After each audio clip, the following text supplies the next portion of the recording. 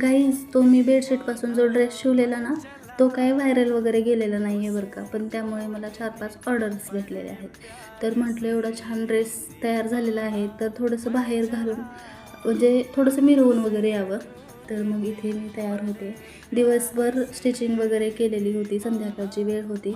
मस्तपैकी फ्रेश होऊन हा ड्रेस वेअर केला आणि नेहमीची गरमीवाली हेअरस्टाईल न करता सिंपल असा झुट्टा बांधलेला आहे. तर रेडी होऊन मस्तपैकी चहा पिण्याचा जो आनंद असतो, तो एक वेगळ्याच लेवलचा असतो.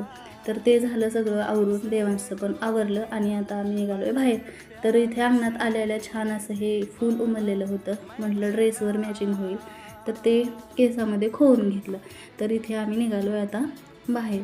तर देवांचं बालसंस्कारचा वर्ग होता, तिकडे पण गेलो आणि तिकडचं झाल्यानंतर मस्तपैकी गार्डनमध्ये वगैरे त्याला खेळवलं आणि माझं थोडंसं स्टिचिंगचं मटेरियल वगैरे घ्यायचं होतं, ते पण घेतलं.